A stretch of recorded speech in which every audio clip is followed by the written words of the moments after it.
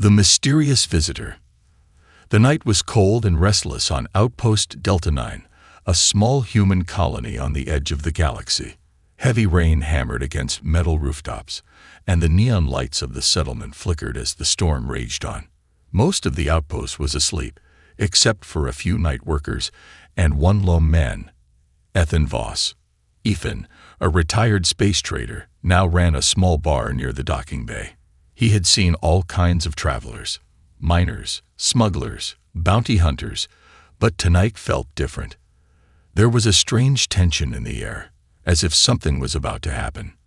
He was wiping down the counter, ready to close, when the door creaked open. A tall, hooded figure stepped inside. Rain dripped from the stranger's cloak, pooling on the floor. Ethan's grip tightened around the plasma pistol hidden beneath the counter. He had learned long ago that a late-night visitor was never a good sign. The figure hesitated, then slowly pulled back the hood. Underneath was an alien woman, but not just any kind. Her violet eyes glowed faintly, and strange metallic tattoos shimmered on her skin, symbols Ethan didn't recognize. She spoke in a hushed, urgent voice. "I need shelter, just for tonight. No questions. I can pay." Ethan raised an eyebrow. This was trouble. He knew it. Strangers looking for no-questions deals always brought danger with them. But then, the woman reached into her cloak and pulled out a small pouch. She tossed it onto the counter. It landed with a metallic clink. Stardust. Ethan's breath hitched. Stardust was rare, more valuable than gold, more valuable than most metals in this part of the galaxy. This wasn't small-time trouble. This was big. He looked at the woman again. She was breathing heavily, her hands shaking slightly. Whoever she was running from had her terrified. Ethan sighed. He should have said no. He should have sent her away. But his curiosity got the better of him. He grabbed the pouch and nodded toward a corner booth. "Sit there. Keep your hood up." She hesitated, scanning the room as if expecting someone to burst through the door at any moment. Then, without a word, she obeyed. Ethan locked the door and returned to the bar, pretending to mind his own business. But he was watching. Who was she running from? And why? The alarms outside. Minutes passed in silence. The storm outside grew stronger, the wind howling through the settlement's narrow alleys. Then, alarms blared. A deep mechanical voice echoed through the outpost speakers. "Attention. A fugitive is among you. Harboring them is a crime. Report any suspicious individuals immediately." Ethan's blood ran cold. So she was a fugitive. Slowly, he turned toward the woman. She wasn't just running. She was being hunted. She had gone completely still in her seat. Her eyes met his. She knew he had figured it out. Ethan cursed under his breath. He should have never let her in. He had spent years staying out of trouble. He wasn't a hero. He didn't fight battles. But now, it was too late. Heavy boots thundered outside as a squad of bounty hunters marched into the outpost. Through the window, Ethan saw them, a team of 6, armed to the teeth, scanning every building. At the front stood their leader, a cybernetic enforcer with glowing red eyes and a body made of steel. Ethan clenched his jaw. This wasn't a regular bounty hunt. This was a manhunt. They will kill everyone. The woman stood suddenly. They will search this place. Her voice was urgent. If they find me, they won't just take me. They will kill everyone here. Ethan frowned. Why? She hesitated. Then she pulled something from beneath her cloak, a small metallic cube with glowing symbols. Because I stole this. Ethan stared at it. It didn't look like a weapon. It didn't look like anything he had seen before.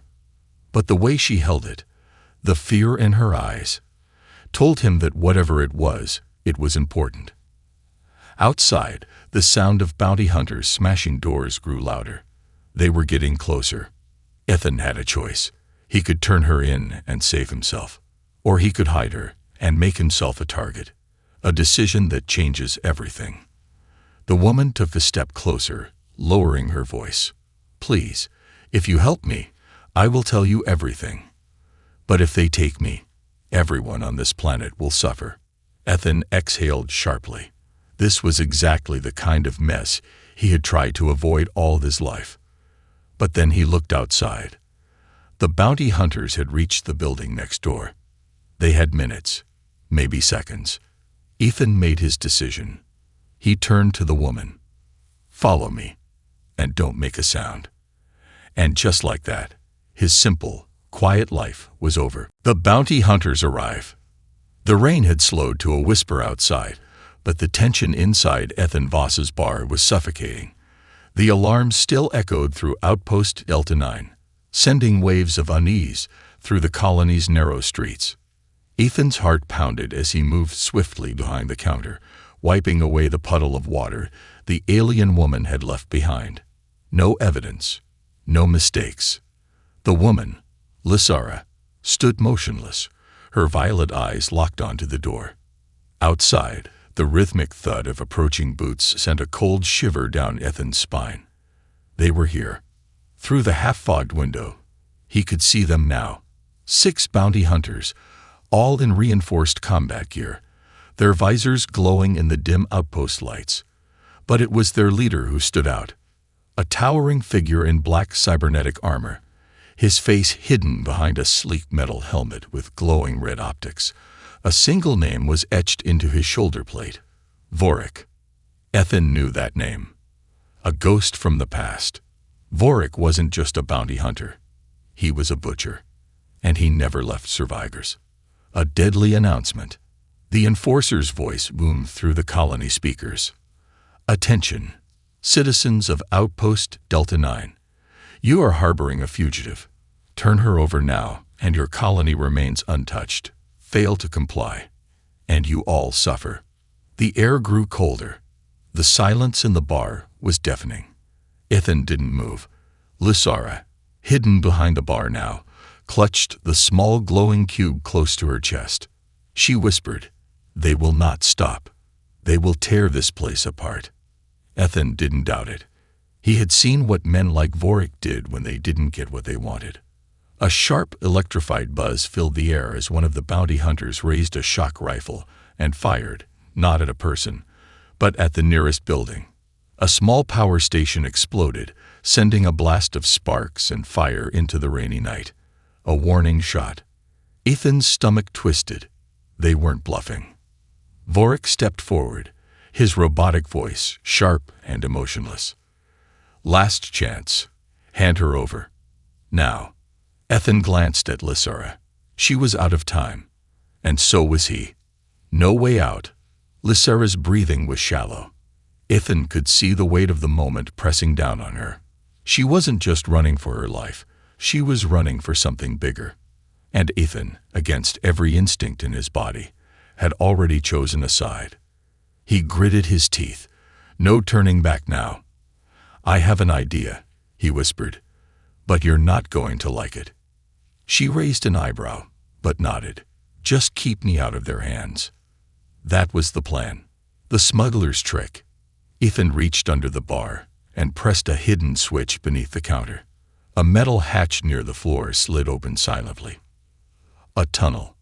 Xyphar's eyes widened. "You've had an escape route this whole time." Ethan smirked. "Let's just say, I've made enemies before."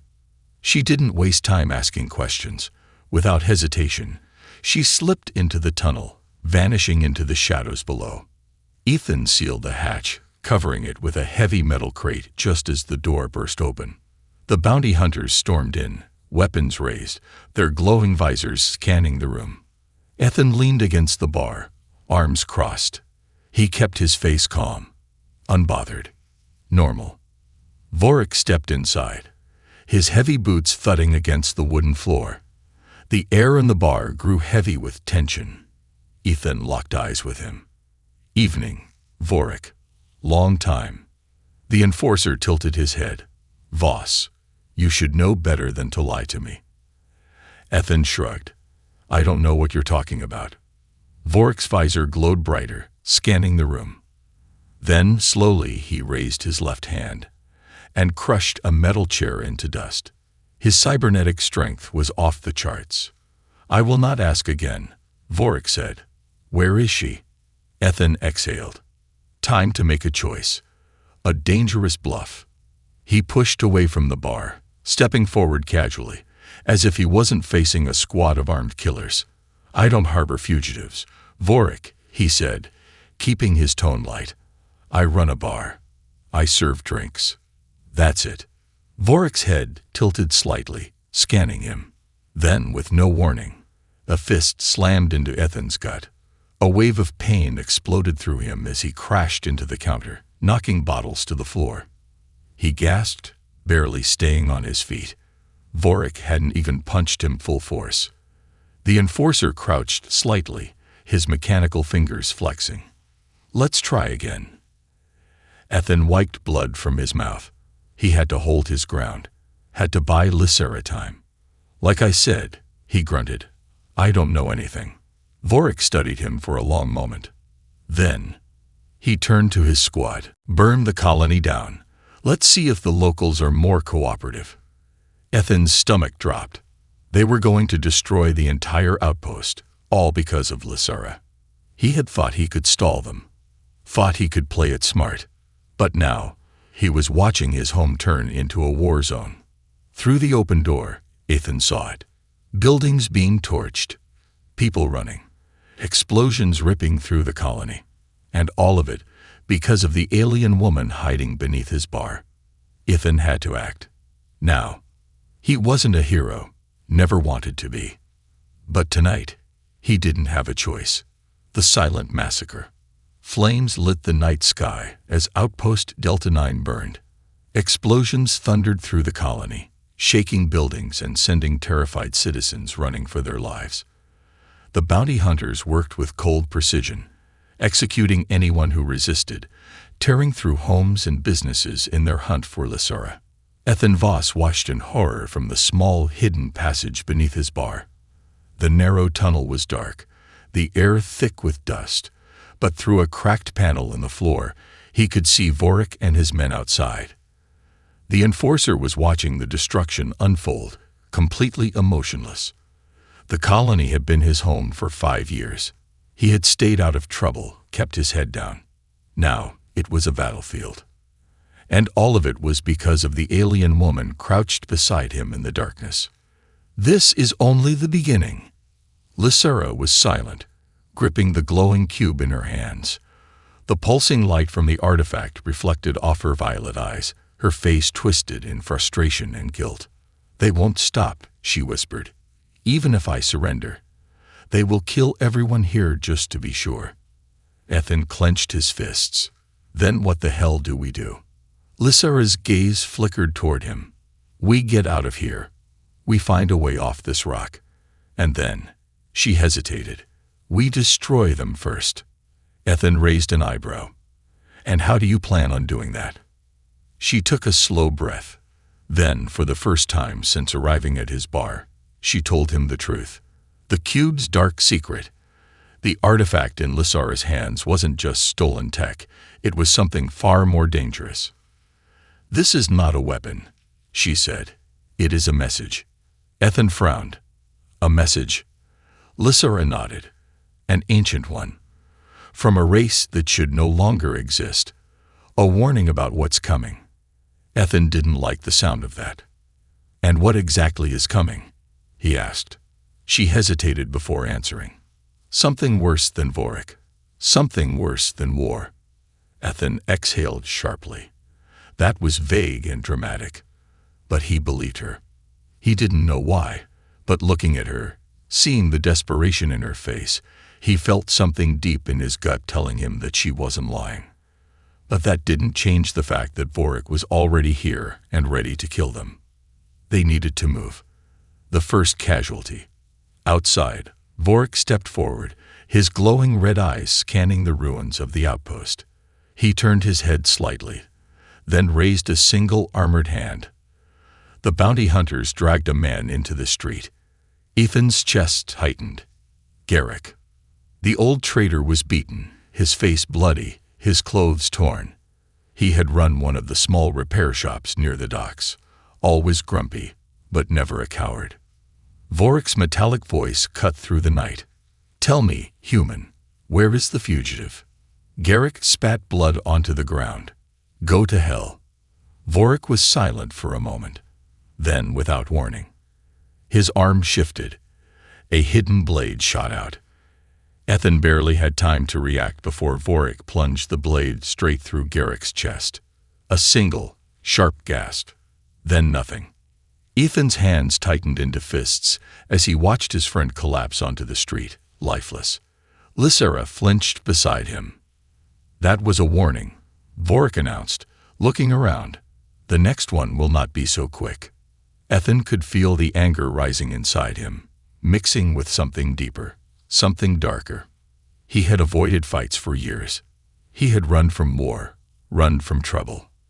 But tonight, trouble had found him, and it had just killed someone he cared about. No more running. The plan to escape. Ethan took a slow breath and looked at Xyphar. "You have a ship, right?" She hesitated, then nodded. "Hidden outside the colony. In the cliffs. But it's damaged." Ethan didn't hesitate. "Then we're fixing it. And getting out of here." Xyphar's brow furrowed. "You don't even know where I need to go." Ethan glanced back at Garrick's body in the street, then at the bounty hunters patrolling the burning colony, hunting for survivors. "I don't care," he said. "We're getting off this planet. And then we're taking these bastards down." Xyphar watched him for a long moment. Then, slowly, she smiled. "Then let's move before we both end up dead." The first step to war. They moved quickly through the dark tunnels, crawling beneath the colony, avoiding patrols. Every now and then, the walls shook from distant explosions. When they finally reached the surface again, Ethan took one last look at Outpost Delta 9. His home was gone. His old life was over. And for the first time in years, he wasn't just a bartender anymore. He was a soldier again. The escape plan. The tunnels beneath Outpost Delta 9 were damp, narrow, and smelled of rust. Ethan Voss led the way, his breathing steady but his mind racing. The weight of what he had just witnessed, the slaughter of his home, the murder of Garrick, the destruction of everything he had built, burned inside him like a fire he couldn't put out. Behind him, Xyphar moved silently, clutching the glowing cube to her chest. The artifact pulsed with a rhythmic light, casting eerie shadows along the tunnel walls. Ethan glanced back at her. "Your ship. Where exactly is it?" She hesitated, then answered. 2 kilometers north of the colony, hidden in the cliffside caves. I landed it there weeks ago after I stole the cube." Ethan frowned. "Weeks ago?" "Wait," he said. "You've been hiding on this planet for that long. With Vorik hunting you." Xyphar's expression darkened. "I had no choice. The ship took damage when I escaped. And finding a pilot I could trust wasn't exactly easy." Ethan let out a dry chuckle. "Lucky me." But luck had nothing to do with it. He had made his choice when he let her into his bar. Now, there was no turning back. The colony falls. They reached the end of the tunnel and climbed up an old maintenance hatch. Cold air hit them like a slap to the face. Ethan turned and froze. From their hidden position on a ridge, they had a clear view of Outpost Delta 9, or what was left of it. Fires raged across the colony. Buildings were crumbling. Bodies littered the streets. And in the center of it all, Vorik stood motionless, watching his men sweep through the wreckage. His red optics glowed in the darkness. A transport ship landed nearby, and Ethan saw prisoners being dragged aboard. Survivors, likely taken for interrogation or worse. Ethan's jaw tightened. He had always been a survivor, always looked out for himself. But this was a massacre, and it was his fault. Xyphar put a hand on his arm. "We need to move. Now." Ethan exhaled sharply. "Let's go." The hunt begins. They moved quickly, staying low, cutting through rocky paths as they made their way toward the cliffs. The rain had stopped, but the night air was thick with smoke and the scent of burning metal. Every step felt like walking through a graveyard. Halfway through the trek, Ethan stopped suddenly and raised a hand. Lysera tensed. "What is it?" Ethan pointed up at the night sky. A fleet of drones, small, fast, and deadly, were scanning the ground below. "Damn it," Ethan muttered. Vorik wasn't just searching the colony. He was searching the entire sector. They had to move fast. Lysera nodded toward a series of jagged rock formations ahead. "We cut through there. It will slow them down." Ethan smirked. "You sound like you've done this before." She gave him a sideways glance. "Running, fighting, hiding? More times than I can count." Ethan grunted. "Then let's hope you're as good at flying as you are at running." The betrayal. They were nearly at the cliffside cave when a voice called out from the shadows. "You two are worth a lot of credits." Ethan spun around Conrays. A figure stepped forward. Garrick's old business partner, Joran. Ethan's stomach twisted. He should have known. Joran was always an opportunist. The man smirked. "I could have walked away, Ethan. Could have left the colony before all this went down. But then Vorik made me an offer. And I figured, why let good credits go to waste?" Ethan's grip on his pistol tightened. "You sold out your own people," he growled. Joran shrugged. "They were going to die anyway." Lysera whispered, "Ethan, we don't have time for this." But Joran wasn't alone. 3 more men stepped out of the shadows, armed and ready. Ethan calculated his odds. They weren't great. Then, suddenly, a sharp whistling sound cut through the air. Lysera moved like lightning, twisting her hand in a precise motion. One of Joran's men choked. His body suddenly lifted off the ground. His gun slipped from his fingers, his eyes wide with terror. He couldn't breathe. Ethan watched in shock as the man's body twisted violently, bones snapping in ways they weren't meant to. Then he collapsed, dead. The others staggered back, horrified. Joran's smirk vanished. "What the hell?" Lysera turned to Ethan. Her eyes glowed brighter than before. "Shoot them," she said, her voice calm. Ethan didn't hesitate. 1 shot. Joran went down. Another. His last 2 men fell before they could even react. Silence. Lysera stared at the bodies, her expression unreadable. Ethan lowered his gun. "You want to tell me what the hell that was?" She exhaled. "The less you know, the safer you'll be." Ethan glanced at the bodies on the ground. Safe. He doubted that was even possible anymore. The ship in the cliffs. They finally reached the cave, a massive hollow carved into the cliffs. And there, hidden beneath tarps and rock, was Lysera's ship. It was old, battered, and barely holding together, but it was their only way out. Ethan ran toward the entrance. "How bad is it?" Lysera climbed aboard, pressing a hand against the ship's control panel. The screens flickered weakly. "Bad," she admitted. "It needs at least 10 minutes to power up." Ethan cursed. They didn't have 10 minutes. A distant whirring sound made them both freeze. The drones had found them. Red lights flashed in the distance. Ethan grabbed his rifle. "I'll hold them off." Lysera's eyes met his. "Don't die." He smirked. No promises. As the first drone shot toward them, Ethan took aim and fired. Betrayal and the chase. The night sky over Outpost Delta 9 was on fire.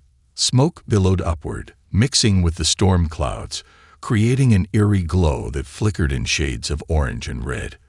The colony was gone. But Ethan Voss and Lysera weren't. They were alive. For now.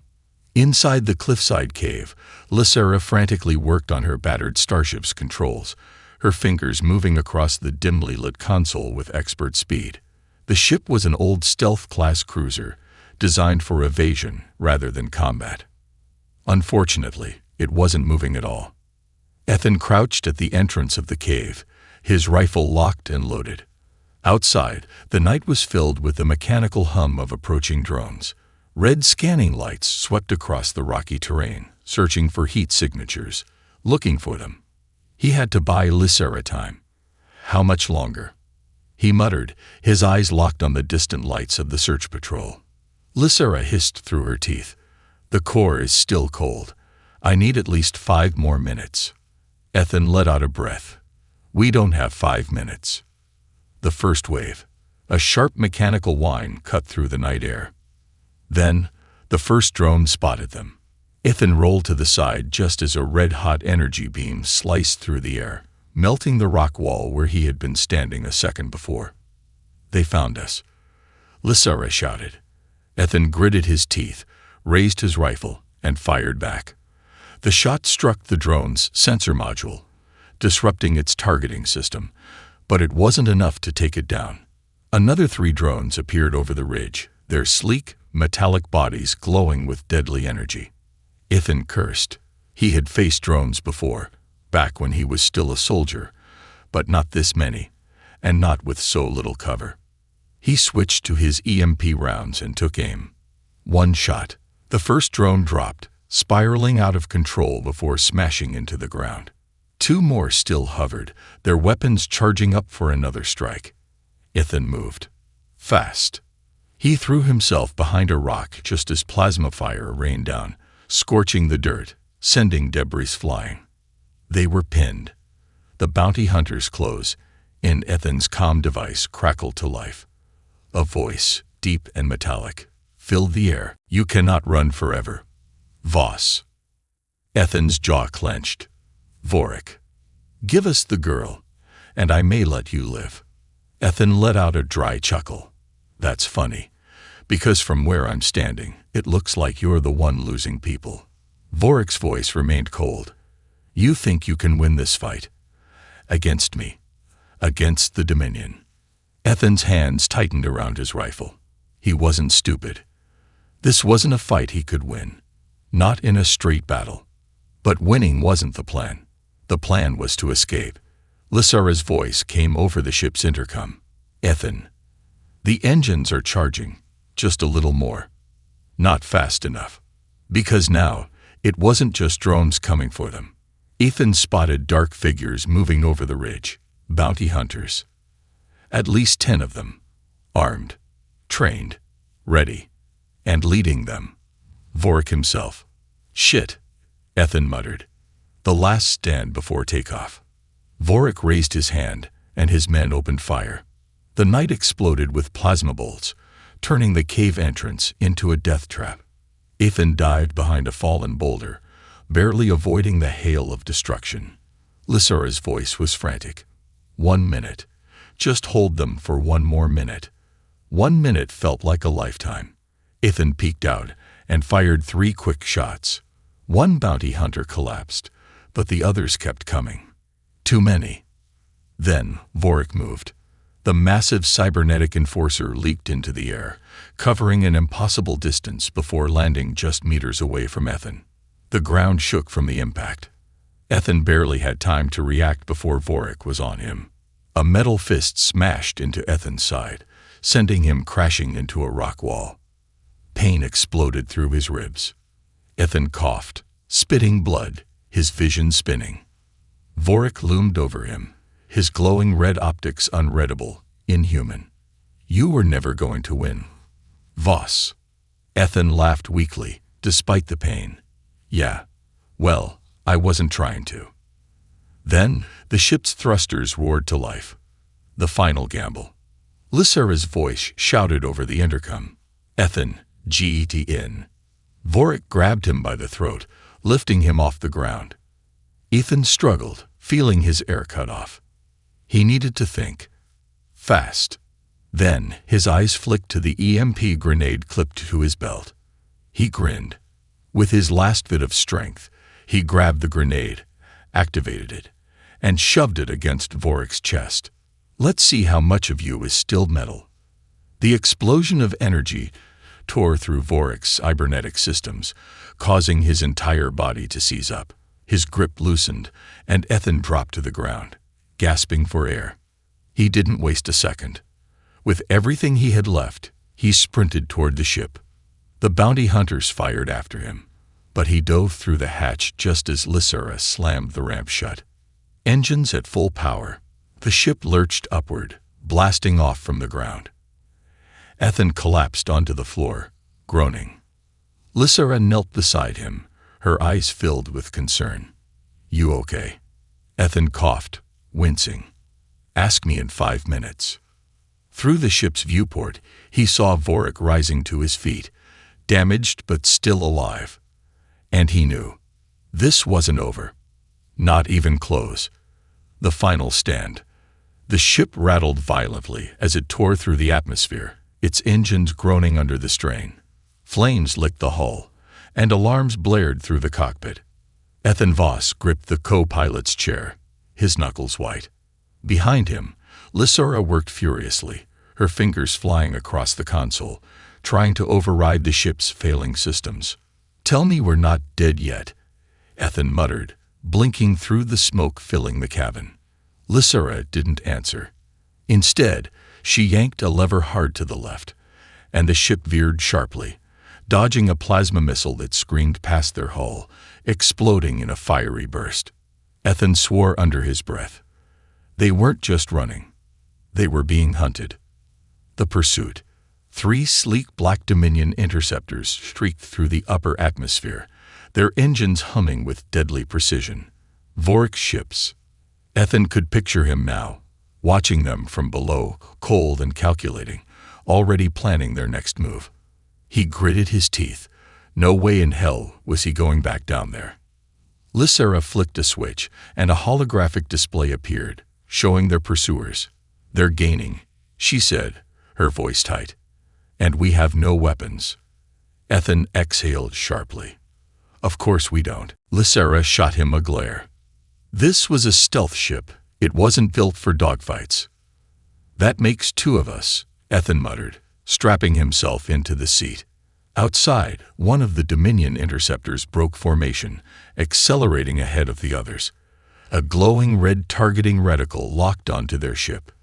Xyphar yanked the controls sharply, sending them into a stomach-churning spiral.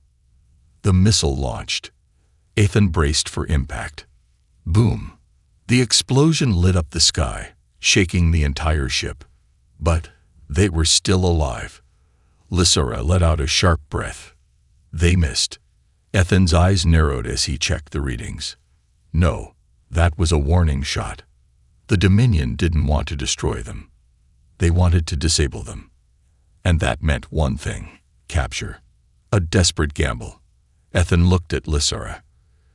"Can you push this thing into hyperspace?" She clenched her jaw. "It's not ready yet. The core is still charging." Ethan glanced at the controls. "How much more time?" A pause. Then, 2 minutes. Ethan groaned. "We don't have 2 minutes." Behind them, the Dominion ships adjusted formation, their laser cannons charging up. Xyphar gripped the controls tighter. "I know." She suddenly slammed a button, and the ship's rear thrusters flared bright. Ethan felt his stomach drop as they jerked into a rapid dive, heading straight for the planet's ring system, a massive field of ice and rock debris circling the atmosphere. "This is insane," Ethan shouted. "No, this is our only chance," Xyphar yelled back. She pulled them deeper into the ring field, weaving between tumbling asteroids, jagged ice chunks, and broken satellites. The Dominion ships followed. "They're still on us," Ethan warned. Xyphar's grip tightened. "They won't be for long." She suddenly cut the engines. The ship lurched violently, the artificial gravity struggling to adjust. The Dominion pilots, expecting a predictable flight pattern, overshot them, their ships zooming ahead just slightly. That was all Xyphar needed. She punched the thrusters again, twisting the ship into a tight maneuver, slipping into the blind spot of the lead interceptor. Ethan's eyes widened. "You're not seriously gonna..." Boom! Xyphar threw the ship's wing straight into the interceptor's engine, shredding the enemy ship apart in a sudden, brutal explosion. 1 down, 2 left. Ethan stared at her. That was reckless. She smirked. "You're still alive, aren't you?" "Barely." Vorik's next move. A sudden transmission came through the comms. Ethan recognized the voice immediately. "Vorik." Impressive. The enforcer's voice rumbled. Still calm, still unreadable. But you won't escape me, Voss. Ethan rolled his eyes. You keep saying that, but here we are. Vorik ignored the jab. Tell me something, the enforcer continued. Do you really think she's telling you everything? Ethan glanced at Lysara. Her jaw tightened, but she said nothing. Vorik chuckled. She didn't tell you what that cube really is, did she? Ethan hesitated. He had been wondering that himself. Vorik's voice darkened. She's leading you to your death, Voss. Surrender now, and I may let you live. Ethan snorted. Yeah, see, I don't really believe you. Something about how you stabbed my friend through the chest makes me think you're not the forgiving type. Vorik was silent for a moment. Then, very well. The remaining two interceptors split up, taking opposite flanks. Lysara cursed. They're boxing us in. Ethan's mind raced. They needed a way out. Then, he saw it. Through the asteroid field, just beyond the chaos, was a derelict warship. A massive, ancient vessel, long abandoned, floating just beyond the debris field. A perfect place to hide. Head there. Ethan pointed. Lysara followed his gaze, her eyes widening. That's suicide. It's better than getting shot down. She gritted her teeth but swerved toward the wreckage. Into the ghost ship. The Dominion interceptors gave chase, still firing, but Lysara twisted through the broken hulls of the abandoned warship, narrowly avoiding collisions. Ethan barely had time to breathe before their ship suddenly lurched, scraping against a crumbling docking port. Alarms blared. They were inside. Lysara slammed the controls, shutting the engines down. The ship settled inside the wreckage, hidden in the shadows. The Dominion ships circled outside, searching. Ethan held his breath. Did it work? A long pause. Then, the Dominion ships moved on, disappearing into the asteroid field. Ethan exhaled. They had escaped. For now, the truth revealed. The dead silence inside the derelict warship was deafening. Ethan Voss exhaled slowly, gripping his side as he pushed himself up from the co-pilot's chair. His body ached from the fight, from the escape, from barely surviving. Outside the ship's cracked viewport, the Dominion interceptors drifted through the asteroid field, scanning for signs of movement. The stealth field around Lysara's ship was holding for now, but Ethan knew it was only a matter of time before Vorik's men found them. They had bought minutes, maybe an hour at best. Ethan turned toward Lysara, who sat hunched over the control panel, fingers still poised over the glowing console. All right, he said, voice edged with exhaustion. You want to tell me why Vorik said that cube is more than just a message? Lysara didn't look at him. Her hands trembled slightly as she turned the cube over in her palms, watching the pulsating blue light within it. Because he's right, she whispered. It's not just a message. It's a trigger. Ethan frowned. A trigger for what? She finally lifted her gaze, her glowing violet eyes filled with something he hadn't seen before. Fear. For a war that should have never been forgotten. The ghost ship. A deep groan echoed through the wreckage of the warship, the sound of shifting metal reverberating through the walls. Ethan stiffened. They weren't alone. The derelict ship had been abandoned for centuries, drifting in deep space, long before Outpost Delta 9 had even existed. It belonged to a race that had vanished long before humanity had taken its place among the stars. But something was still here. We should move, Ethan said, stepping toward the hatch. Lysara nodded, securing the cube against her chest before following. The moment they stepped outside the ship, the silence swallowed them whole. Ethan adjusted his plasma pistol, scanning the long, rusted corridors. The ship's walls were covered in ancient alien carvings, symbols that flickered with faded light, as if they had once been powered by something no longer there.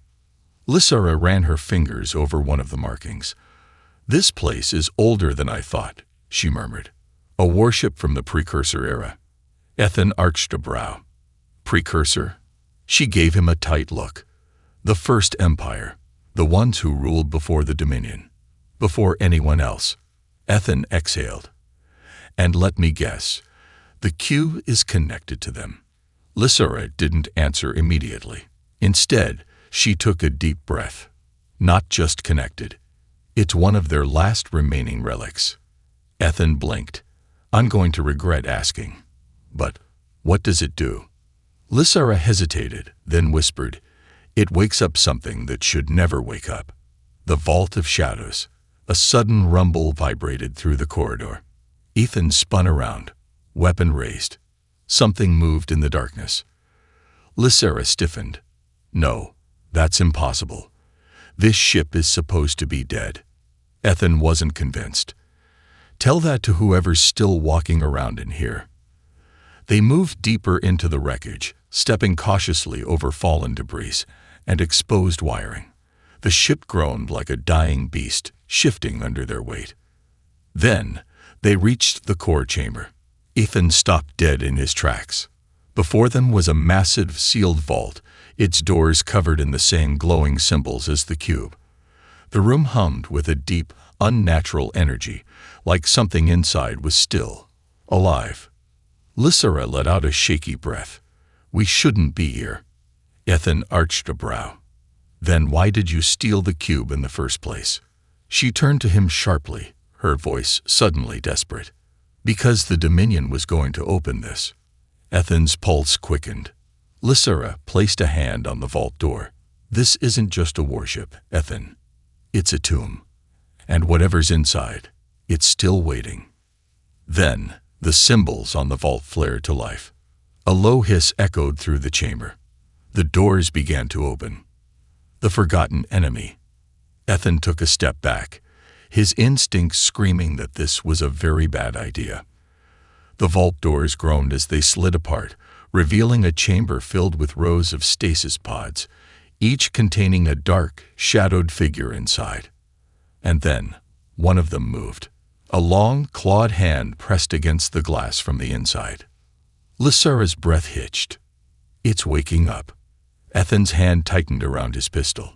What the hell did you just do? The stasis pod cracked, steam hissing from the seal as the figure inside slowly emerged. A voice, deep, resonant, and utterly alien, filled the chamber. At last, the war begins again. Ethan's stomach dropped. This wasn't just an ancient warship. It was a prison. And they had just released the prisoner. The real war begins. A blast of energy suddenly ripped through the chamber, sending Ethan and Xyphar flying backward. Sparks rained from the ceiling, alarms blared. The ship was coming back to life. Ethan groaned, pushing himself up as the shadowed figure stepped forward. It was tall, armored in sleek, organic plating, its eyes glowing with unnatural fire. Xyphar scrambled back, terror in her expression. No, this isn't possible. Ethan didn't take his eyes off the creature. What is that? Xyphar's voice was barely a whisper. The last precursor. The one who started the war. The figure turned its head, its piercing gaze landing on Ethan. Then it smiled. And now, you will help me finish it.